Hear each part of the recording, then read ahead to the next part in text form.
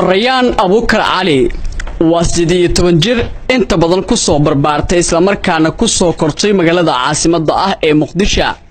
Rayaan waqtiga ugu badan ee nolosheeda waxa ay ku soo qaadatay isla markaana ay ku soo kortay agoonnimo. waxa uu aabaheed uu ifka ka tagay sanadkii 2013. Rayaan Abuukar Cali qoyskoodu waxa uu ka kooban yahay marka iyada lagu daro 7 caruur iyo sidoo kale hooyadood. caruurta dhamaantood waa ay ka yirihiin Rayaan mana haystaan garab ka caawiya in ay wax bartaan ama ay helaanba kiradii guriga ay ku nool yihiin iyo sidoo kale waxa ay ku moodaan noloshooda maalintaas. Rayaan Abuukar Cali wixii ka dambeeyay waxbarashadeeda dugsiga sare waxa ay bilowday in ay barato xirfado ay ugu adeegto qoyskooda danyarta ah ee ku nool magaalada Muqdisho. Rayaan Abuukar Cali waxay markii ugu horeysay ay bilowday in ay isku daydo in ay wax qorto si ay u iibiso buugaagta.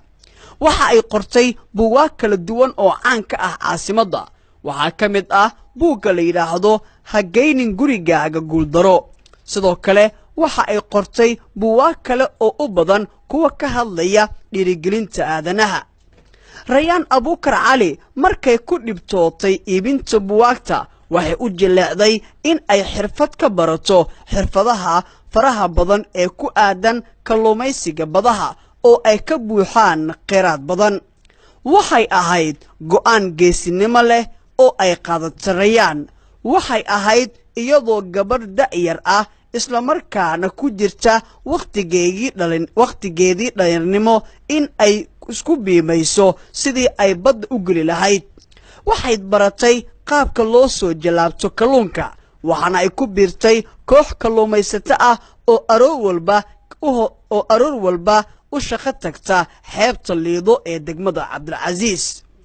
Rayaan waqtiga ay badda ku jirtay waxay heshay nolol ka roontii hore laakiin markan waxa qabsatay caqabado ay ka mid tahay mowjadaha badda iyo halista ay leedahay kalluunka.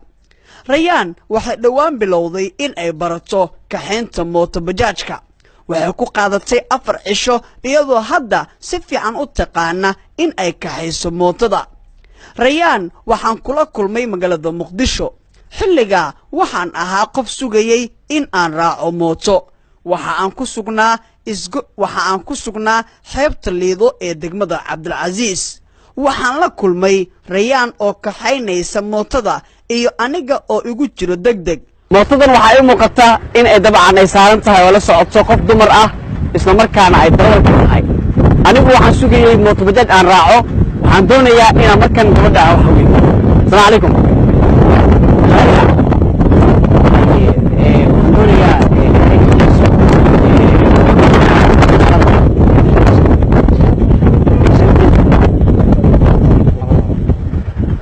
waa markii ugu horeyso aan arko gabadh mooto kaxeynaysa isla markaan darawal ah. waxaan doonayaa inaan aamino oo kalsooni aan ku qabo isla markaana aan raaco mootadeeda.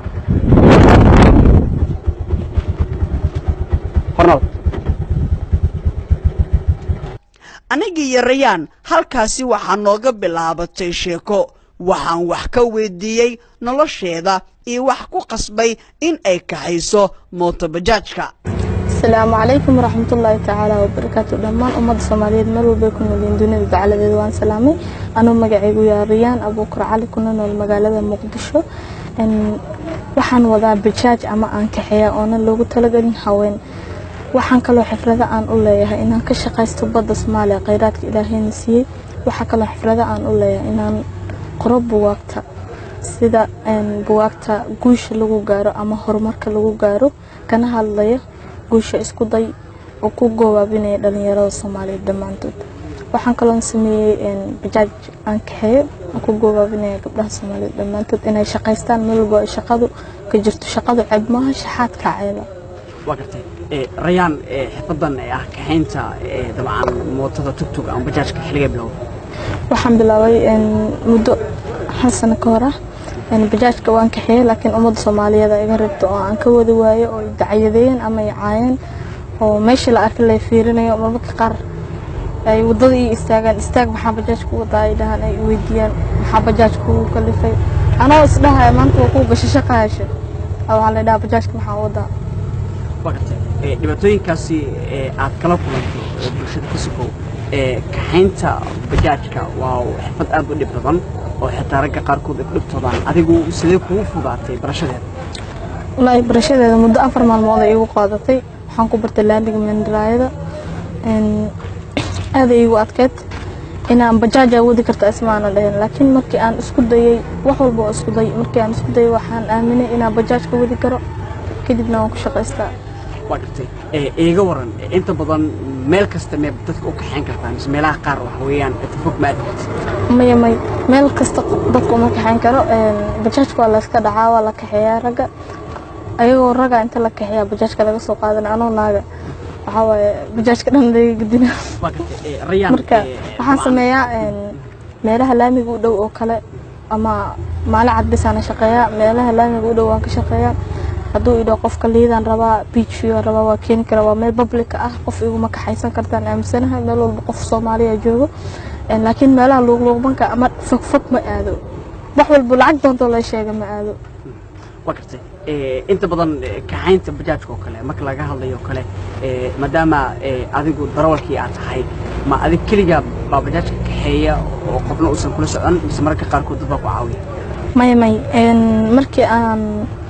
rabo qof ay raaco marna kaliya kaxeeya markii kow aanan geesinimo aan u wadi karin bajaajka waa cabsan jiray baabuurta weyn aan ka cabsan jiray horaya meeshan camal laga fiirsan jiray kadib bajaajkan kaxeyn jiray break bisa la qaban jiray inta kale aan kaxeyn jiray laakiin markii aan barto xogaa aan geesi noqday aan kaliya kaxeeya waqti maalintii oo kale imisa ka heshaa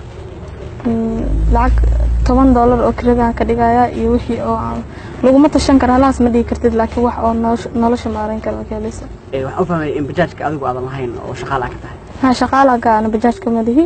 $10 lacag laga rabaa hada saxda hataa ana laga rabaa hada soo shaqeeyana laga rabaa qasbiin waa ina 10 kaas bixiya sida dabcan kuusta gashaa adoo ah qof gabadh ah waliba mooto kaxeynaya inaad lacagti laga sugay aad bixiso kuwa kale ka faa'iideyso ku tirsan soo kalmada waxaan ka lacagta waan bixiyaa waxna waan ka faa'iidaa meelaha badana horta naag ma waraacdo naaga ay kala ordaan waxay aaminsan naag inay wadi karin bajaaj ma ila gadinay waxyaabaha noocaas ku hadlaan ragga raaca raggana waa meelaha publicada ku waraba bisan kaxeeya sida beerta nabada beach view-ga meelahan kaxeeya habeen madowna ma shaqeeyo maalinta uun baan shaqeeyaa waxay ugu tiri rakaab ugu badan ee ku raacaa waa rag dumarku iyagu ma ka baqdaan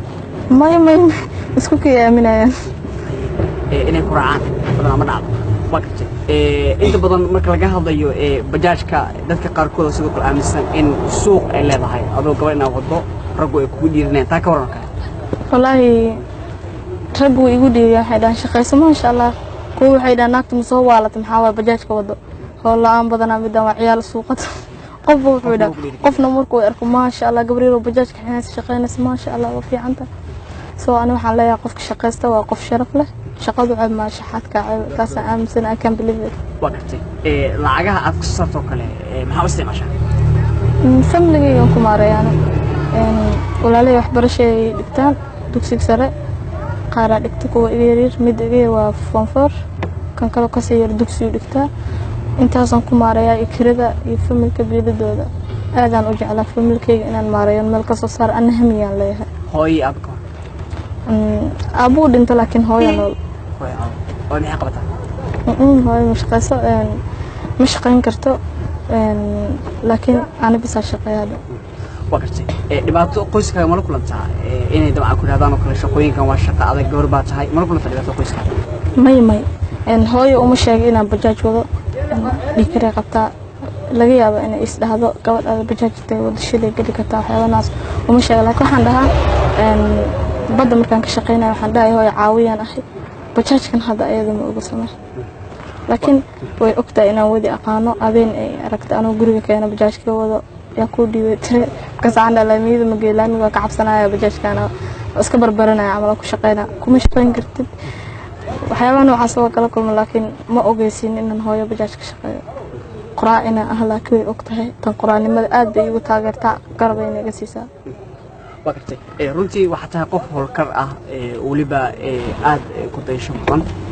marka laga hadlayo da'dii waxaad ku jirtaa wax aad baran lahayd waxbarashadaada riyaan iga sheekay waxbarasho wax martaa high school waan dhameeyay primary waxaan ku dhameeyay xariiq fatiyo Kakuma high school kan waxaan ku dhameeyay iskuul la dhahay Newsley ku yaala Kenya day to day agteeda dugsiga primary waxaan ku dhameeyay Kakuma meel la dhahayo